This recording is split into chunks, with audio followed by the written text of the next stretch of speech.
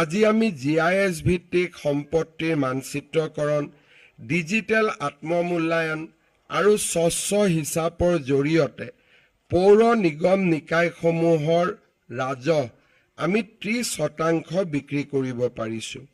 QR কোডৰ জৰিয়তে ধন আদায়, SMS এলাৰ্ট, আত্মসহায়ক গোটৰ জৰিয়তে কৰ সংগ্ৰহৰ ব্যৱস্থাই পৌৰ প্ৰশাসনত স্বচ্ছতা আনিছে। বিভাগীয় সঞ্চালকালয়তো এটা সম্পূৰ্ণ ডিজিটেল প্ৰশাসন ব্যৱস্থা স্থাপন কৰা হৈছে। ইউনিফাইড মিউনিচিপাল পোৰ্টেলৰ জৰিয়তে নাগৰিকক সেৱা আগবঢ়োৱাৰ বাবে চেষ্টা কৰা হৈছে। UPWOG ডাবল এন্ট্ৰি এক্ৰুৱেল একাউণ্টিং ছিষ্টেমৰ জৰিয়তে আমি বিত্তীয় স্বচ্ছতা আৰু জবাবদিহিতা আনিবলৈ আমি সক্ষম হৈছোঁ। ইয়াৰ লগে লগে আমি পৌৰ নিগম নিকায়সমূহত কাম কৰা কৰ্মচাৰীসকলক যাতে আমি এটা সুবিধা বা নিশ্চিত সাৰ্ভিস কণ্ডিশ্যন দিব পাৰোঁ, তাৰ বাবে কেইটামান দিন আগতে আমি 644 গৰাকী পৌৰ কৰ্মীৰ চাকৰিক আমি প্ৰাদেশিকৰণ কৰিছোঁ। আটাইবোৰ পৌৰ নিগম নিকায়তে এটা সংহত ব্যৱস্থা আনিবৰ বাবে ৰাজ্য চৰকাৰে কেইটামান দিন আগতে আমি গোটেইকেইটা পৌৰ নিগম নিকায়তে বহু ধৰণৰ আমি নিযুক্তি আৰম্ভ কৰিছিলোঁ। বিশেষকৈ এক্সিকিউটিভ অফিচাৰৰ বাবে আমি 96 গৰাকী কাৰ্যবাহী বিষয়া নিযুক্তি দিছিলোঁ। আগতে আমাৰ পৌৰ নিগম নিকায়সমূহত এক্সিকিউটিভ অফিচাৰ স্থায়ী নাছিলে, কোনোবা এজন মেজিষ্ট্ৰেটে তাৰ দায়িত্ব লৈছিলে আৰু অংশকালীন দায়িত্বৰ বাবে নগৰ প্ৰশাসনত গুৰুত্ব দিব পৰা নাছিলে। আমি কেইটামান দিন আগতে 96 এক্সিকিউটিভ অফিচাৰ এপইণ্টমেণ্ট দিছিলোঁ। নগৰীয়া বিত্তীয় সেৱা ব্যৱস্থাটোক সুশৃংখলিত কৰিবৰ বাবে 100 গৰাকী আমি ফাইনেন্সিয়েল মেনেজমেণ্ট অফিচাৰ নিযুক্তি দিছিলোঁ আৰু সেই সময়তে আমি 96 গৰাকী চিভিল ইঞ্জিনিয়াৰো নিযুক্তি দিছিলোঁ। আজি আমি mechanical engineer, electrical engineer, public health engineer, environment আদিৰ লগত জড়িত আমাৰ মেন পাৱাৰ মিউনিচিপালিটিসমূহত ইনফিউজ কৰি আমি মিউনিচিপালিটিসমূহক বা পৌৰ নিগম নিকায়সমূহক আৰু অধিক কাৰ্যক্ষম কৰি তুলিবলৈ আমি চেষ্টা কৰিছোঁ। আজিৰ নিযুক্তি প্ৰদান অনুষ্ঠানৰ এটা ডাঙৰ গুৰুত্ব যে এই নিযুক্তি পোৱা মেন পাৱাৰ বা যুৱক যুৱতীসকলে আমাৰ ৰাজ্যৰ নগৰীয়া প্ৰশাসন ব্যৱস্থাটোক আৰু অধিক শক্তিশালী কৰি তুলিবলৈ সক্ষম হ'ব। যোৱা 5টা বছৰত আমি দেখিছোঁ যে আমাৰ ৰাজ্যত স্বচ্ছ নিযুক্তি আৰু নিযুক্তিৰ বিশেষকৈ আমাৰ ল'ৰা ছোৱালীসকলক শিক্ষা গ্ৰহণৰ পিছত আমি যাতে উপযুক্ত কৰ্মসংস্থাপন দিব পাৰোঁ, তাৰ বাবে আমি বিভিন্ন প্ৰচেষ্টা হাতত লৈছিলোঁ। তাৰ পৰিণাম স্বৰূপে বৰ্তমানলৈকে আমাৰ যোৱা 5টা বছৰৰ শাসনকালত আমি 1,41,984 গৰাকী যুৱক যুৱতীক আমি বিভিন্ন বিভাগত নিযুক্তি দিবলৈ সক্ষম হৈছিলোঁ। আজি প্ৰদান কৰা এই নিযুক্তিৰ ফলত নিযুক্তিপ্ৰাপ্ত যুৱক যুৱতীৰ সংখ্যা 1,42,029 গৰাকীলৈ বৃদ্ধি পাব। মই মাত্ৰ দুটা কথাৰে সামৰণি মাৰিম। পৌৰ নিগম আৰু নিকায়সমূহ ৰাজ্য চৰকাৰৰ প্ৰশাসনৰ লগত সম্পূৰ্ণ একে নহয়। ইয়াৰ এটা নিজস্ব প্ৰশাসনিক এক প্ৰকাৰ ক'ব গ'লে প্ৰশাসনিক এটা তেওঁলোকৰ নিজৰ এখন প্ৰশাসনিক পৃথিৱী আছে আৰু সংবিধান মতে নগৰীয়া প্ৰশাসন আৰু পৌৰ প্ৰশাসন বা গাঁও পঞ্চায়তক আমি ৰাষ্ট্ৰৰ থাৰ্ড লেয়াৰ অফ গভৰ্ণমেণ্ট বুলি কওঁ। তৃতীয় খলপ আমাৰ 3টা খলপত চৰকাৰ চলে, চেণ্ট্ৰেল গভৰ্ণমেণ্ট, ষ্টেট গভৰ্ণমেণ্ট আৰু তৃণমূল পৰ্যায়ত পৌৰ নিগম নিকায় আৰু পঞ্চায়তসমূহ ৰাইজৰ বাবে কাম কৰে। এই গোটেই ব্যৱস্থাটোত ৰাজ্য চৰকাৰে প্ৰত্যক্ষভাৱে হস্তক্ষেপ নকৰে। ইয়াত মাত্ৰ ৰাজ্য চৰকাৰে এনকাৰেজ কৰে। সুপ্ৰশাসনৰ বাবে, গুড গভাৰ্নেন্সৰ বাবে ৰাজ্য চৰকাৰে প্ৰয়োজনীয় সহায় আৰু সুবিধা আগবঢ়ায়। আজি আমি নিযুক্তি দিয়া বিষয়া বা আমাৰ যুৱক যুৱতীসকলে ৰাজ্য চৰকাৰৰ প্ৰতিনিধি হিচাপে মিউনিচিপালিটিত কাম কৰিব। কাৰণ আমি এই নিযুক্তিসমূহ ৰাজ্য চৰকাৰৰ দ্বাৰা আমি ক্ৰিয়ান্বিত কৰিছোঁ।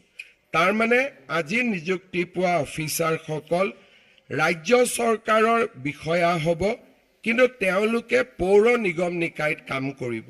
যেনেকৈ আমাৰ IAS IPS অফিচাৰসকলক ৰাষ্ট্ৰপতিয়ে নিযুক্তি দিয়ে, কিন্তু তেওঁলোকে ৰাজ্য চৰকাৰৰ লগত কাম কৰে। ঠিক তেনেকৈ আজি আমি নিযুক্তি দিয়া বিষয়াসকল বা আগতে নিযুক্তি কৰা আমাৰ গেজেটেড অফিচাৰসকলক ৰাজ্য চৰকাৰে নিযুক্তি দিয়ে আৰু পৌৰ নিগমত তেখেতসকলে কাম কৰে। ৰাজ্য চৰকাৰৰ প্ৰতিনিধি হিচাপে পৌৰ প্ৰশাসন ব্যৱস্থাটোক শক্তিশালী কৰিবলৈ তেওঁলোকে কাম কৰে। সেয়েহে এক প্ৰকাৰ আমাৰ ওপৰত এটা ডাবল কণ্ট্ৰল, অৰ্থাৎ ৰাজ্য চৰকাৰেও আমাক নিয়ন্ত্ৰণ কৰিব আৰু যেতিয়া কোনোবা এটা আমি মিউনিচিপালিটিত কাম কৰিম, সেই মিউনিচিপালিটিয়ে আমাক নিয়ন্ত্ৰণ কৰিব। তাৰ কাৰণে আমাৰ দ্বৈত জবাবদিহি হ'ব।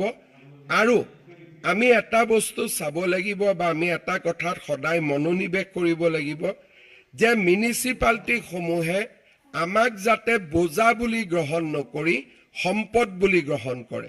বহুত সময় যেতিয়া আমি ৰাজ্য চৰকাৰে অফিচাৰ পঠাই দিওঁ, মিউনিচিপালিটিসমূহে ভাবে যে এই বিষয়াজন বা এই অফিচাৰজনে গৈ আমাক সহায় কৰাৰ পৰিৱৰ্তে আমাৰ ওপৰত এটা বোজা হিচাপেহে তেওঁলোকে কাম কৰি আছে। আমাৰ ধাৰণাটো হ'ব লাগিব যে আমি যাতে তেওঁলোকৰ লগত সহযোগিতা আৰু ৰাজ্য চৰকাৰৰ প্লেন প্ৰগ্ৰেমখিনিক ইমপ্লিমেণ্ট কৰাত আমি যাতে এটা খুব পজিটিভ ভূমিকা এটা আমি গ্ৰহণ কৰিব পাৰোঁ। আমাৰ মিউনিচিপালিটিসমূহক লৈ বৰ্তমানলৈকে ৰাজ্যৰ বহুত অভিযোগ থাকে, কাৰণ জনসাধাৰণে দিছপুৰক দেখা নাপায়। কিন্তু ডিব্ৰুগড়ত যদি কোনোবা এটা ড্ৰেইনৰ ওপৰত আৱৰ্জনা গোট খাইছে, ক'ৰবাত যদি আজি আৱৰ্জনাখিনি আমি লৈ যোৱা নাই, ক'ৰবাত যদি ষ্ট্ৰীট লাইট এটা নোহোৱা হৈছে, তেওঁলোকৰ খং আৰু ক্ৰোধ পোনে পোনে মিউনিচিপালিটিখনৰ ওপৰত পৰে। দিছপুৰলৈকে আহি নাপায়, কাৰণ মানুহে পৌৰ নিগমকে তাৰ বাবে দায়ী কৰে। পৌৰ নিগম নিকায়ত সেইকাৰণে গুড গভাৰ্নেন্স আমাৰ কাৰণে অত্যন্ত প্ৰয়োজনীয়। মানুহে ৰাজ্য চৰকাৰ আৰু কেন্দ্ৰীয় চৰকাৰক দেখা নাপায়। হোল্ডিং নম্বৰৰ কাৰণে, কোনোবাই ড্ৰেইনটো ঠিক কৰাৰ কাৰণে, কোনোবাই আৱৰ্জনাখিনি মুক্ত কৰাৰ বাবে, কোনোবাই ষ্ট্ৰীট লাইটটোত যদি ফিউজ হৈ আছে তাক ৰিকনেক্ট কৰাৰ কাৰণে, সৰু সৰু কথাবিলাক তেওঁলোকৰ কাৰণে যথেষ্ট ডাঙৰ সমস্যা হৈ থিয় দিয়ে। ড্ৰেইন বনাওঁ, পানী যিফালে যাব লাগে তাতকৈ ওলোটা ফালে আহে। আমাৰ অসমত এটা বহু ডাঙৰ সমস্যা, আমি যদি ড্ৰেইন বনাওঁ, পানী নিষ্কাশনৰ কাৰণে ড্ৰেইন বনাওঁ, কিন্তু ক'ৰবাত নহয়, আমাৰ ক'ৰবাত প্লেনিং ভুল হয়, পানীটোৱে ওলোটাই ড্ৰেইনটোৱে নেক্সট টাইম বেছিকৈ বানপানীৰ সৃষ্টি কৰে।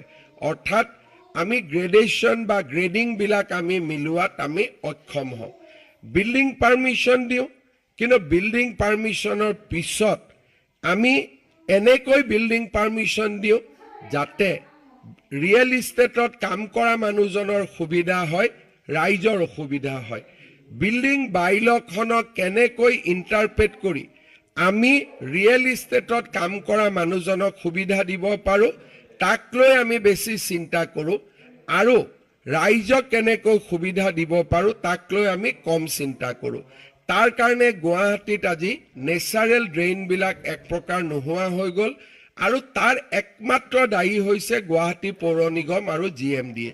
আজিৰ অফিচাৰ নহয়, লাষ্ট 40 years 50 yearsত তেওঁলোকে ড্ৰেইনৰ ওপৰত ঘৰ বনাব পাৰ্মিশ্যন দি তেওঁলোকে আমাৰ গোটেই প্লেনিং ব্যৱস্থাটোক এক প্ৰকাৰ ধ্বংস কৰি শেষ কৰি পেলালে বুলি ক'লেও ভুল নহয়। আজি আমি এনেকৈ অপৰাধ কৰিবলৈ চিন্তা কৰোঁ যে আমাৰ মন্ত্ৰীসকলৰ আৱাসৰ সন্মুখতে GMDয়ে GMCয়ে 6তলীয়া 7তলীয়া বিল্ডিং বনাব পাৰ্মিশ্যন দিছে, কিন্তু বাহিনী নদীৰ ওপৰত কেনেকৈ গাড়ীখন পাৰ হৈ যাব আৰু গাড়ীখন পাৰ নহওঁতে কেনেকৈ অভাৰব্ৰিজৰ তলত ট্ৰেফিক জামৰ সৃষ্টি নহ'ব, তাৰ কাৰণে প্ৰশ্ন সুধিলে তেখেতসকলে উত্তৰ দিব নোৱাৰে। আজি এতিয়াও যদি আমি যাওঁ আমি দেখা পাম যে বাহিনী নদীৰ কাষতে আমাৰ ছুপাৰ মাৰ্কেটৰ ফ্লাইঅভাৰৰ বাওঁফালে ডাঙৰ বিল্ডিং এটা বনাব পাৰ্মিশ্যন দিছে। বিল্ডিংটোলৈকে যোৱা ৰাস্তা হৈছে বাহিনী নদীৰ ড্ৰেইনটো, বা আমি তাক নদী বুলি ক'ব পৰা এতিয়া অৱস্থাত নাই। তাত যদি ইউ টাৰ্ণ কৰিব যায় গোটেই GS ৰোডটো বন্ধ হৈ যাব। এতিয়া ইয়াত তেওঁলোকে আপোনালোকে চিন্তা কৰক, য'ত মুখ্যমন্ত্ৰী থাকে, য'ত মন্ত্ৰীসকল থাকে, বিভাগীয় মন্ত্ৰী থাকে, তাৰ সন্মুখতো যদি ইলিগেল পাৰ্মিশ্যন দিবলৈ সাহস কৰে, তাৰ মানে এই মানুহক, সাধাৰণ মানুহক তেওঁলোকে আজিলৈকে কিমান আতংকিত কৰি ৰাখিছে।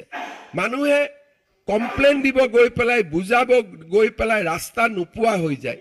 যেতিয়া গুৱাহাটীত পানী কিয় জমা হয় বুলি আমি ডাঙৰ যানবিলাক আমি ড্ৰোন লগাই ফুটেজ চাওঁ, তেতিয়া আমি দেখা পাওঁ যে নদীৰ মাজলৈকে আহি মানুহে ঘৰ বনাইছে আৰু সকলোৰে হাতত অৰিজিনেল বিল্ডিং পাৰ্মিশ্যন আছে। ঘৰকেইটা যদি ভাঙিব যাওঁ সকলোৰে লগত অৰিজিনেল বিল্ডিং পাৰ্মিশ্যন আছে। এই বিল্ডিং পাৰ্মিশ্যনবোৰ কোনে দিছে? আমাৰ অফিচাৰসকলে দিছে। কেনেকৈ দিছে? আইনখনক নিজৰ মতে ইণ্টাৰপ্ৰেট কৰি দিছে। মই বিচাৰোঁ যে আইন আৰু বিল্ডিং বাইলজ জনসাধাৰণৰ স্বাৰ্থত ইণ্টাৰপ্ৰেট হ'ব লাগে। যোনে জনসাধাৰণক ক্ষতি কৰে তেনেকৈ ইণ্টাৰপ্ৰেট কৰিব নালাগে। আৰু সেইকাৰণে যিহেতু আমি ডিব্ৰুগড়, শিলচৰ, গুৱাহাটী, নগাঁও সৰু টাউন এখনৰ এৰিয়াত আমি কাম কৰিম, আমি যেতিয়া বেয়া কাম কৰিম তাক ঘৰে ঘৰে আলোচনা হয়। আমাৰ অফিচাৰসকলে বা বিষয়া কৰ্মচাৰীসকলে ভাবে যে মই যিটো কাম কৰি আছোঁ সেইটো কোনেও দেখা নাপায়, কিন্তু আচলতে আমাৰ বিষয়ে যে মানুহে ঘৰত গৈ, নিজৰ ঘৰত গৈ, ভিতৰত গৈ ল'ৰা ছোৱালীৰ সন্মুখত আলোচনা কৰে যে আজি অমুক অফিচাৰক 200 টকা এটা দি থৈ আহিলোঁ, 500 টকা এটা দি থৈ আহিলোঁ, অমুক মন্ত্ৰীক 1000 টকা দি থৈ আহিলোঁ। ঘৰত আলোচনা কৰে, ল'ৰা ছোৱালীয়ে শুনে, আৰু সেই ল'ৰা ছোৱালীয়ে যিখন কলেজত কাম কৰে সেই অফিচাৰজনৰ ল'ৰা ছোৱালীও তাতেই কাম কৰে। গতিকে আপোনালোকে চিন্তা কৰক যে আমাৰ সন্তানসকলৰ পিছফালে মানুহে কেনেকৈ কথা পাতে, অমুকৰ দেউতাকে অমুক কৰিলে, তমুকৰ দেউতাকে অমুক কৰিলে। তাৰ মানে মই এইটোকে ক'ব খুজিছোঁ যে সৰু সমাজত আমি বাস কৰোঁ, আমাৰ সকলোৰে কথা সকলোৱে দেখা পাই থাকে। আমি কাকো নিজৰ পৰা আঁতৰত ৰাখিব নোৱাৰোঁ। আমি যেনেকৈ ভগৱানৰ ঘৰত গৈ পেলাই আমি লুকাব নোৱাৰোঁ, কাৰণ তেওঁ সকলো দেখা পাই থাকে। আমি ভাল কাম কৰোঁ, বেয়া কাম কৰোঁ, ভগৱানৰ চকুত ধৰাত পৰে। তেনেকৈ আমি ভাল কাম কৰোঁ, বেয়া কাম কৰোঁ, মানুহৰ চকুত ধৰাত পৰে।